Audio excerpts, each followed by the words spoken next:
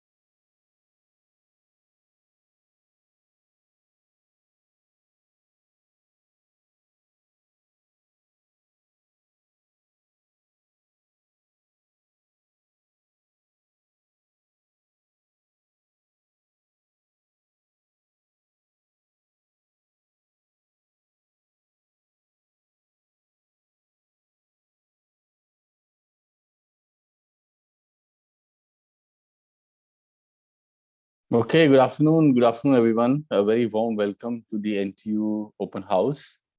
I will be speaking on behalf of the School of Mechanical and Aerospace Engineering. I am from the Aerospace Engineering branch of the MAE. And today I will be talking about the research, academics, and other activities that we are doing at the school. So can you please someone confirm that you can see me, hear me, and see the slides as well? Amina, can you hear me loud and clear? Yes, Prof. Sami, I can hear you. Okay. Yeah. Okay, so let's go ahead and introduce the School of Mechanical and Aerospace Engineering, especially the aerospace branch, and the research work that we are doing here. So good afternoon and very warm welcome to the NTU Open House. Let's go through the some exciting things that we are doing at the MAE, and I hope that you will find this talk interesting. I'll be speaking for around half an hour, and then we will have a good time for your questions, and then we'll discuss them. So the MAE acronym, as you have seen many times, it stands for School of Mechanical and Aerospace Engineering. This school offers an exciting and amazing environment for all budding engineers. So one of the key questions that arises that who is an engineer and what a particular engineer do? So if I ask you to visualize, you will imagine a spanner or an electrical gadget in the hand of a person and working on it. So that's not engineer is. Engineering is a mindset. Engineers learns to decompose the problem and then solve them into a creative manner. So this is what an engineering degree do to you. Engineers are creative being that finds ingenious ways to solve a particular complex problem. So engineering is a mindset. It's not just a degree. So during your time in MAE, you will learn how to creatively decompose problems and to find innovative solutions to them. Therefore, we engineers create a better world. We strive to solve the problems that affect humanities today, tomorrow, and in future, and come up with creative solutions. In order to do so, our branch, that's which is MAE, right? We looks into anything that's capable of flying. We are the newest branch of engineering. After the Oliver Wright, Wilbur Wright had the pioneering flight. After that, the aerospace engineering branch come into the being.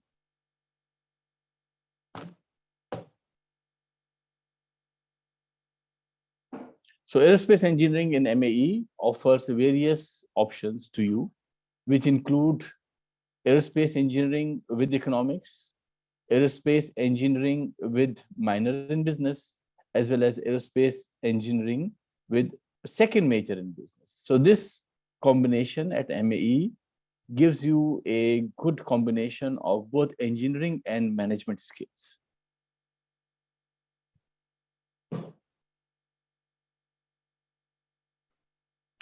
You all know that present day, there is a big focus and shift towards data sciences.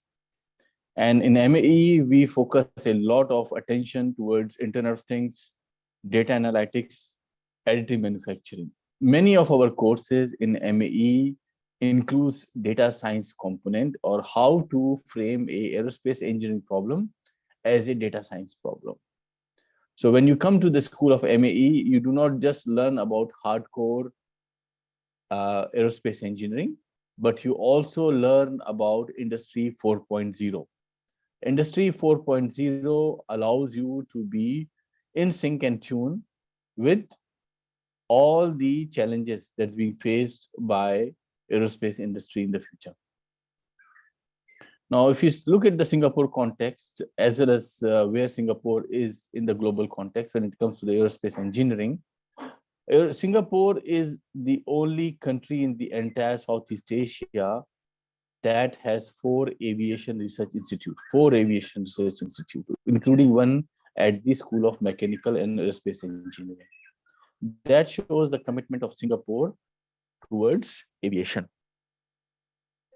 As you all know, there is Terminal 5 work has already started, and Terminal 5 will be operation in 2025 or a little bit later because of the COVID-related restart of the project. However, this is going to bring significant new jobs and new challenges for the aerospace and mechanical engineering students.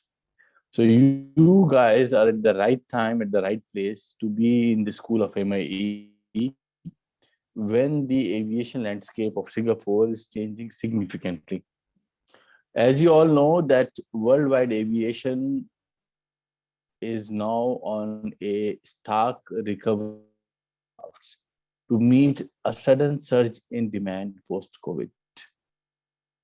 So this is a good opportunity for aerospace engineers to contribute to the renaissance, or I would say restarting of the aviation field. And it's also a good opportunity to do things in more creative way, new ways. As you can see, Singapore aviation industry, when it comes to Pratt & Whitney or our local ST Engineering, these organizations are hiring a significant number of engineers, which will help Singapore to maintain its position in aviation as a leader in Southeast Asia. Major aviation maintenance, overhaul, repair, engine companies are also resetting up the base or ramping up their manpower in Singapore significantly. In our school, MAE, our students are not only into hardcore engineering, but are also serving the nation as Air Force pilots. This gentleman was our student, and now he is a proud SAF fighter pilot with the Singapore Aerospace. In Singapore, we have a culture on hands-on engineering. So we have many labs that allows you to design, to build innovative engineering solutions by your hand itself. So it's not just theoretical using books and coming up with a solution. But the hands-on culture in MAE allows the student to translate their ideas into cyber physical system. As you can see in the 3D printing lab, we are printing drones, their parts, which students are then testing in their course curriculum.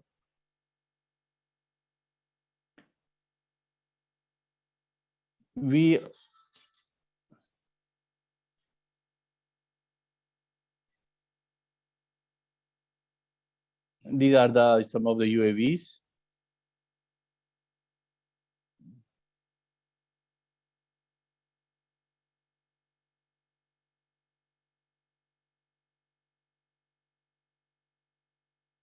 Yeah, so these are some fun apps that NTU undergrads are working to play in the Makers Lab.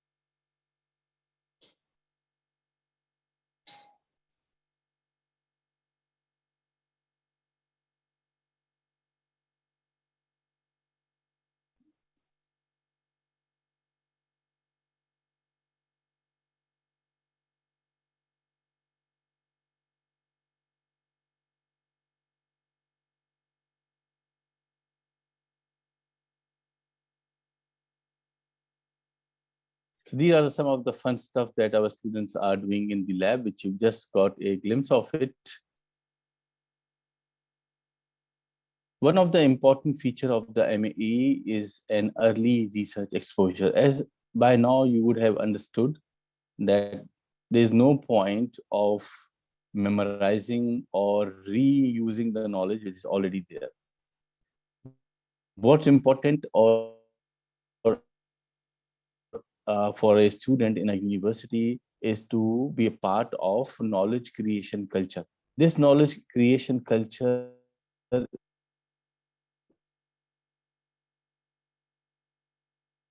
is known as research. Can participate by professors with the work study scheme. In my own lab, I have 6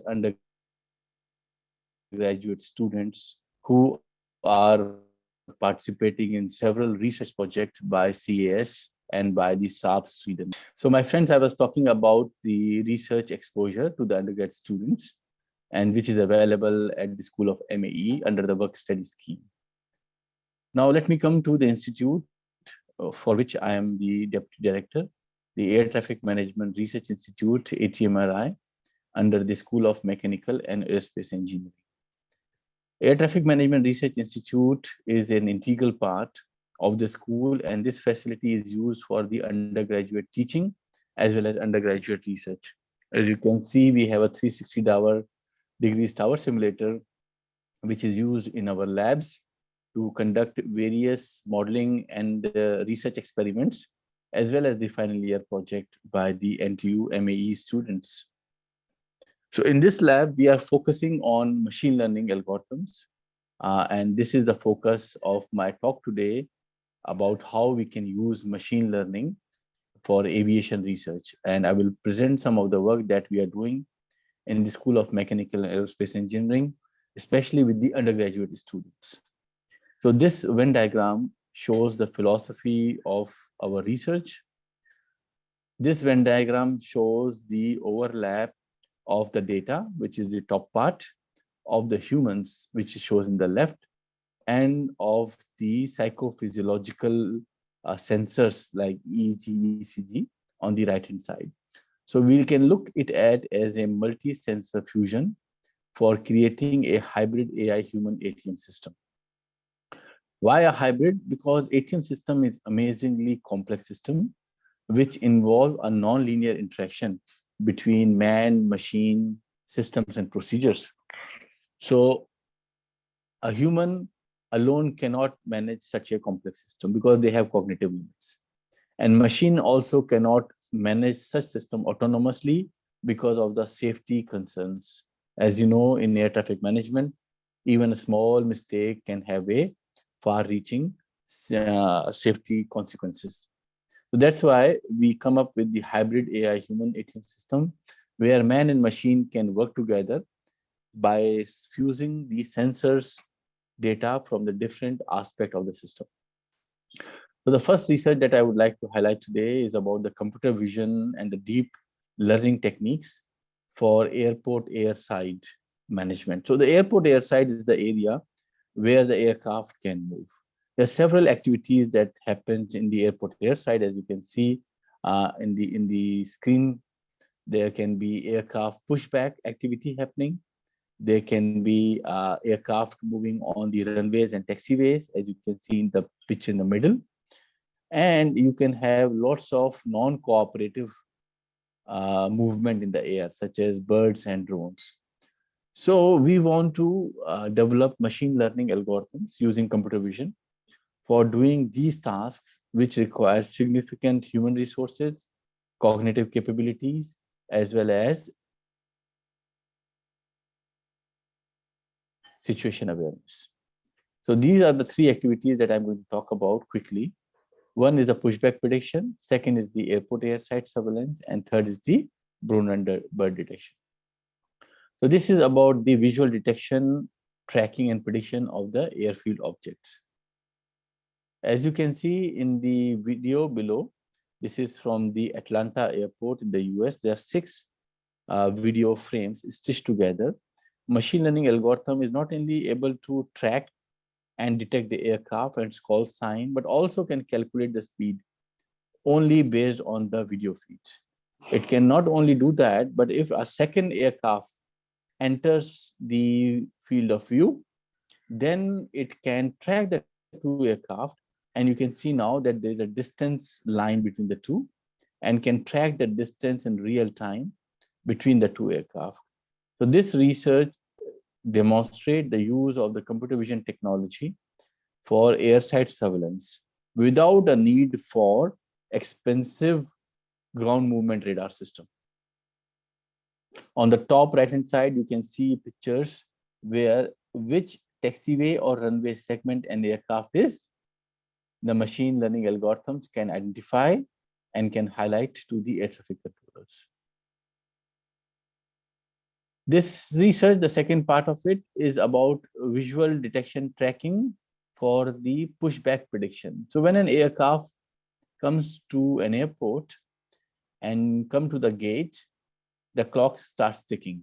So there's a time in which an aircraft has to turn around so that it can take the passengers on the subsequent leg of the flight. This time is very critical. And in order to predict such a task is very challenging for air traffic controller.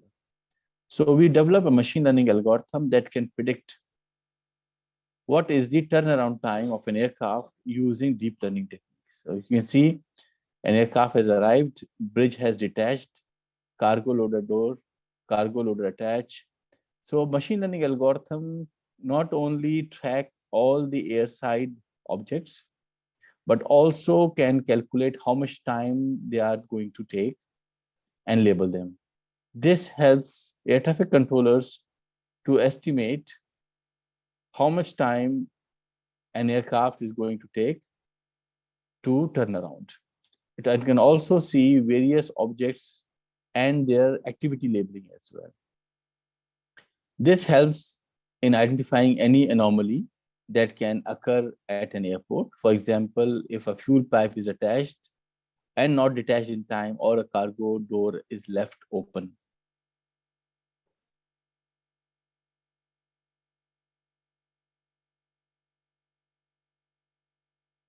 The other research that I would like to talk about, which involves heavy use of machine learning, is about go-around prediction. As you can imagine, go-around prediction at an airport is a high workload inducing task for any air traffic controller. Aircrafts are coming to land, and suddenly, because of low visibility or for reasons best known to pilots, that they are not able to acquire a visual acquisition of the runway, they can initiate a go-around procedure, as you can see in this picture below. So an aircraft coming to land and suddenly can do a go-around. This suddenly changes the arrival sequence, air traffic controller workload, and updates the sequence, arrival sequence of the aircraft significantly. So we wanted to develop a machine learning algorithm that can predict whether an aircraft is going to do a go-around prediction well before it is coming to land. In order to do so, in our lab, we build a flight simulator that you can see on the top right-hand corner. This flight simulator can simulate variety of approach procedure in different weather, visibility, and wind condition. We invited several pilots from SIA to fly several sorties and to do a landing procedure and vary the weather. So they were able to either land successfully or were able to do a go-around procedure. So based on their preferences, we trained a machine learning model, which was then able to, over 95% accuracy, predict whether a aircraft is going to do a go-around or not. So this is a machine learning based assistant tool for air traffic controllers to predict a go-around. In another research, we are using augmented reality and virtual reality for air traffic controllers. As you can see, we have air traffic controller who's wearing this HoloLens. And air traffic controller can use eye gaze movements, hand gestures to identify aircrafts, their routes, their tracks, and which particular runway or taxiway they are going to take. So this software is capable of tracking many aircraft on the airport airside and reduces controller head down time. Controller do not have to look down on the radar display screen and can just look at the display and can do all those hand gestures in order to maintain a situation awareness at the airport airside. Other research that we are doing is to develop a digital tower assistant for the remote tower. In future air traffic control tower, everything will be based on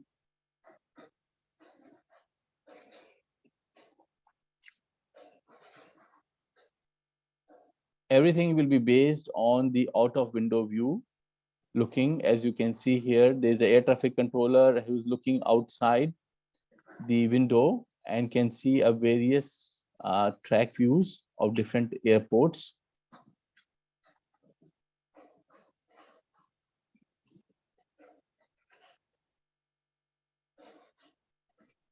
Air traffic controller can maintain and manage many airports looking outside this display, which is a video feed presenting the information.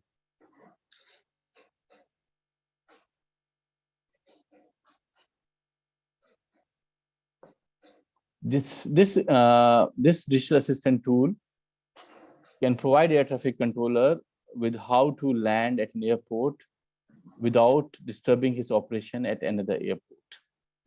So we have developed an artificial intelligence tool which can help air traffic controller to manage low activity airports.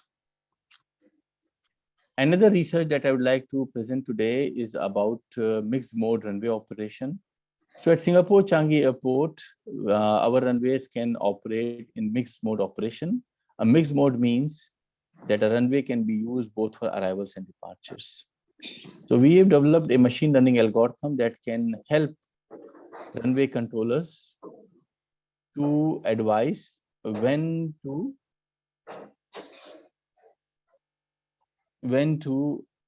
let an aircraft go away. I think there's some, Amina, there's some background noise coming from Sapti. Sapti, can you mute your microphone? Thank you. Okay, wonderful. Okay, so this interface that you are showing here over here is about the lower part shows aircraft lining up for takeoff, and a machine learning algorithm is advising the air traffic controller whether to take off or not to take off. So you can see in this video, on the top, you can see aircraft coming to land at a Singapore Changi airport, and in the lower part, AI algorithm is advising the air traffic controllers to line up and take off. Once the machine learning algorithm gives a go ahead, it again checks for the subsequent aircraft that's coming to land. If there's a sufficient distance between the two, then it can let another aircraft to go through. If it is not, it will ask to hold. So this requires a lot of experience from air traffic controller, but here we can see a machine learning algorithm can help air traffic controller to increase the capacity of the runway and the taxiways by using the AI and machine learning algorithms. This is another research which helps air traffic controller to use computer vision and the cameras installed at the airport for estimating the distance to touchdown prediction. As you can see on the right-hand side, there is a very small pixel aircraft image, and the machine learning algorithm can either predict the distance, and you can see the actual distance is also shown. So in this video, I can show you on the top, you can see the aircraft is coming. There are two different views. The top view is different and lower view is a bit different. And you can see the machine learning algorithm is able to predict more than 5 nautical miles. What is the distance to touchdown for this aircraft? Just by using two different cameras. It's a multi-view approach used for deep learning algorithm. This research, of course, undergrad students is involved. The second year students are actively working on this project and are able to publish research as well. So in this research, we are using Changi Airport video feeds to predict the distance to touchdown for the arrival aircraft. This information is very useful for the air traffic controller because they have to line up the other aircraft once the sufficient distance is established. This is another research which is about the runway exit prediction and spacing advisor. Here you can see Changi Airport runway 22, and you can see the aircraft on the final approach. The objective of the machine learning algorithm is to predict which runway exit a particular aircraft is going to take and what is the possible explanation for that. So you can see the aircraft, and then you can see the prediction on the green line. What is the runway exit prediction for a particular aircraft, and what's the probability for that? We can also see the runway occupancy time in green over here. As you can see, as the aircraft is landing, we can see the runway occupancy time filling up and aircraft taking the exit. On the top, you can see the aircraft on the arrival meter scale and the distance that's required between them. So this tool helps air traffic controller to better organize the departures where they can take in order to increase the capacity of the runway. Also at the airport, there are challenges about pushback schedule so that the aircraft push back at the right time and do not have to do a long taxi or have to wait at the runway. So this machine learning algorithm helps air traffic controller to decide when to push back an aircraft so that it will achieve minimum taxi delay and it will reach the runway holding point at a time when there is no congestion. The tool also helps the air traffic controller to show how much is the taxi delay, runway throughput, and queue size at a given point in time. So here air traffic controllers are allowed to see the aircraft moving, arrivals and departures, and can select an aircraft and to do various operations such as to start the taxi, to initiate the pushback, even to see the conflicts as well as to remove the conflicts. This allows air traffic controller to better manage airside circulation and to reduce the taxi delays.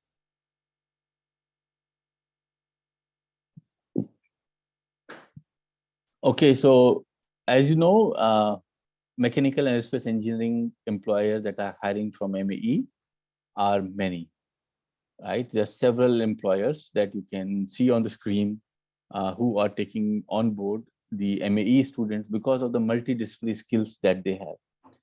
Not only aerospace company, but our students have been hired by companies like TikTok, Shopee, and Grab as well because of their machine learning skills applied in transportation domain. The aerospace engineering students are able to command a mean gross salary of over $4,000 in 2021, and this number is increasing as we speak.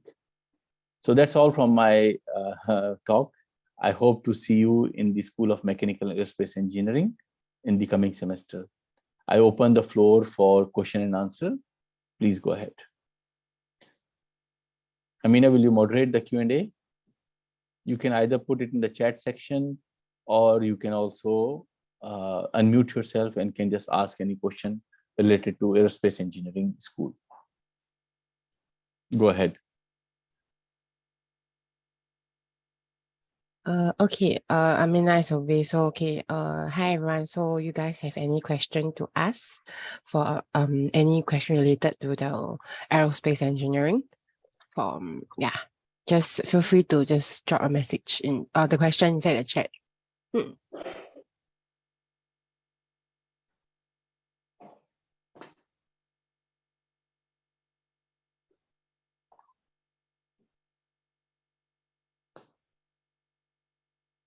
Okay, so there's a question which says, as an engineering student, would you be allowed to use university facilities such as the 3D printing labs outside learning hours? Of course, we are a university, right?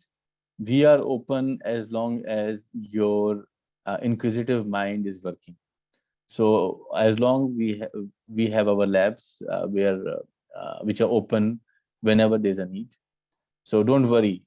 If you want to come to any lab, work any hours, we always make arrangements. In my lab, for example, students can work 24/7 using the facilities, no issue. It's not a school, it's a university. So, and knowledge creation never stops.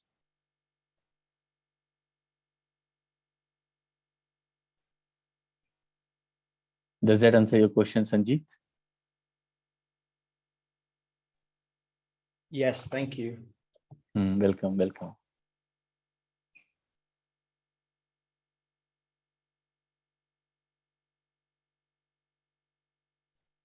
Any other questions? Feel free to ask.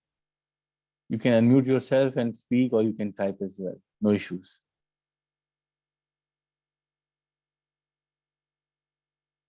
Okay, so there's a question by Vishwa. I just wanted to know, since aerospace is supposedly to combination of aeronautics and astronautics, is there possibility for studies in related to spacecraft? So as you know that our school is an aerospace engineering school. We do not have astronautics branch as such. However, in NTU, we have a research lab that focuses on space hypersonics and space vehicles as well. So undergrad students have an opportunity to work with professors in those labs under the work study scheme and to work on spacecraft related research. In my own lab, I have a research project on space launch, for example, and I have undergrad students who are working on simulation and modeling of a satellite launch vehicle. So don't just worry about what's that there in the curriculum, right? We have to, you as a future engineers have to go beyond the textbook. Remember that these textbooks were written 30 years ago, 20 years ago. So they are there just to make your fundamentals strong. Once you have grasped the fundamental enough, there should be no stopping for you to break the barriers and go beyond what's there in the textbook.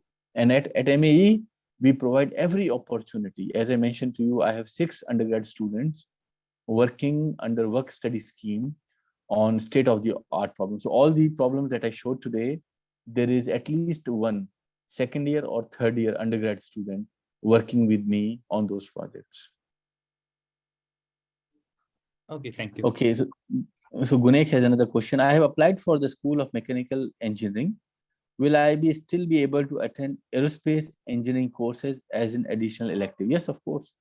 So you have major prescribed electives, which have aerospace courses such as air traffic management, airport operations, and many of them. So all the electives that are related to aerospace, you are free to take them, no problem. I have many students in my class because I teach air traffic control, I teach airport operations, I also teach machine learning. So in aerospace, in ATM and airport courses, I have many students who are from mechanical engineering course. So they have taken additional electives related to the aviation. No problem. Thank you, Gunek. Thank you.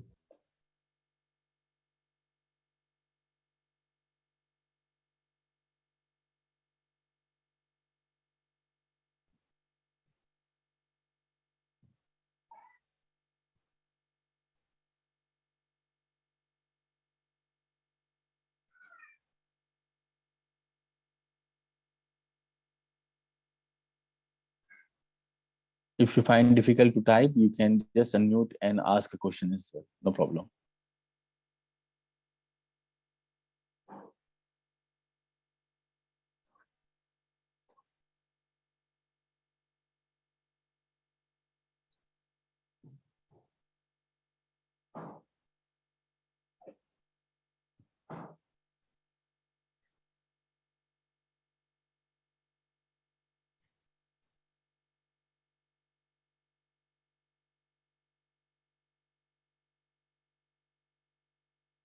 Any further questions?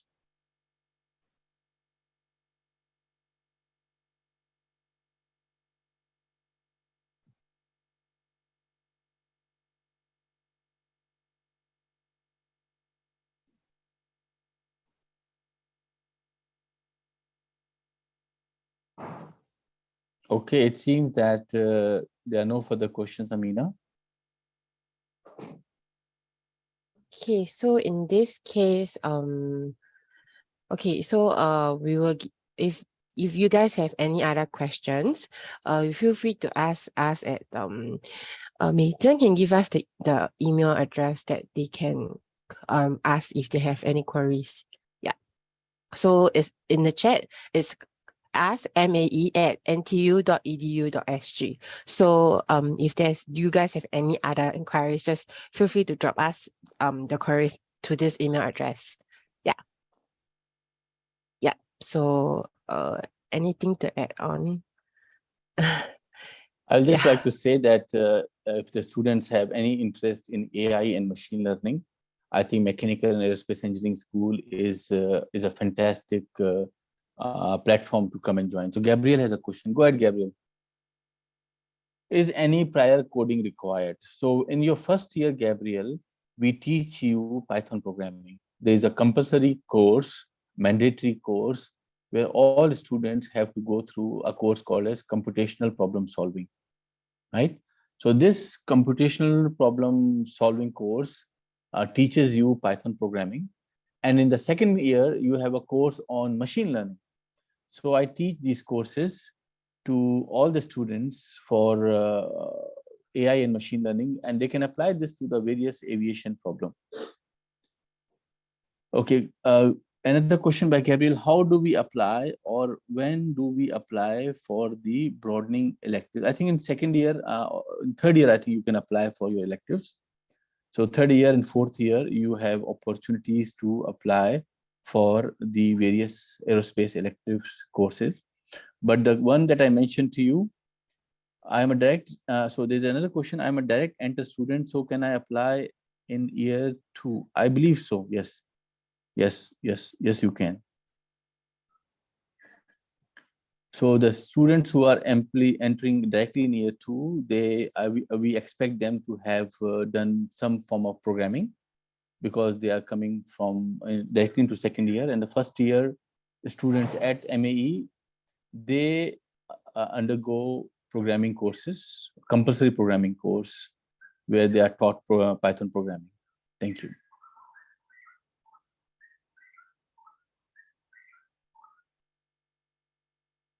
Any other question?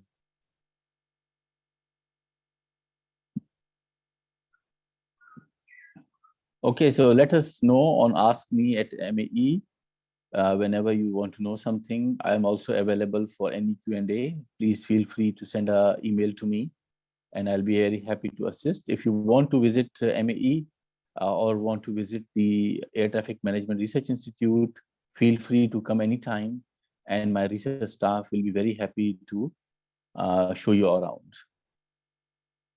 So there is a question, what is the difference between specialization in aeronautical engineering when taking a ME degree and taking the aero engineering degree?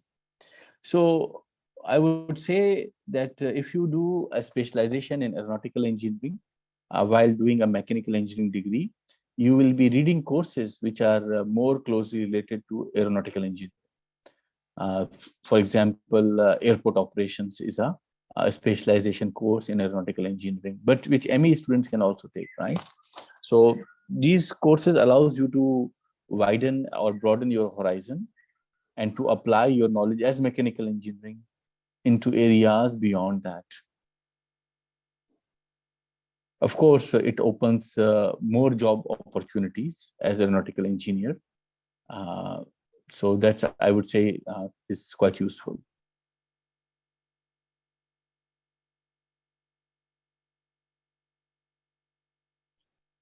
Okay, so the question about exchange program opportunities offered. Yeah, NTU has GEMS program, which allows undergrads to visit international universities which have our collaboration.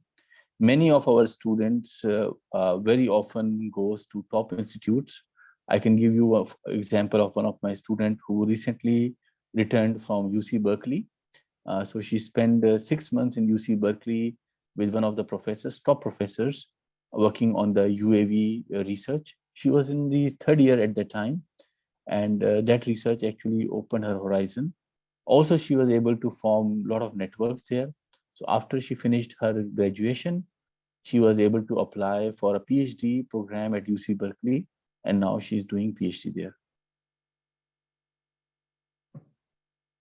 I want to do an exchange. So Gabriel asking, I want to do an exchange with MIT or Imperial College of London. What are the requirements?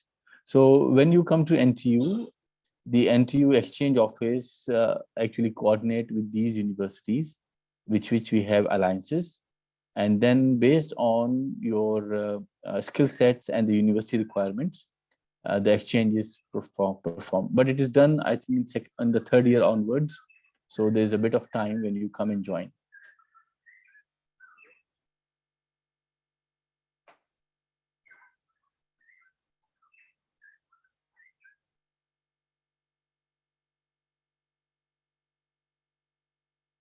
When learning to incorporate machine learning into aviation, I just wanted to know how rigorous is the maths behind these modules.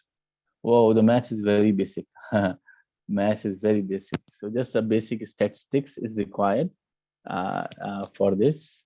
Whatever maths is, actually, if you have passed your high school, you know algebra, matrix, that's all it is. So don't worry about it. When we will teach you everything. Okay, we assume that you have no knowledge of mathematics, and whatever is needed, we will teach you.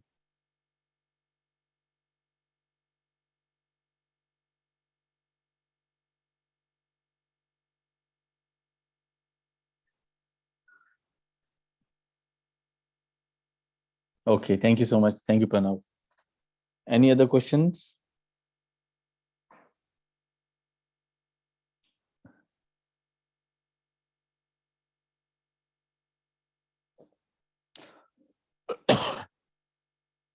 Okay, so if we don't have any questions, then we will just call off this session.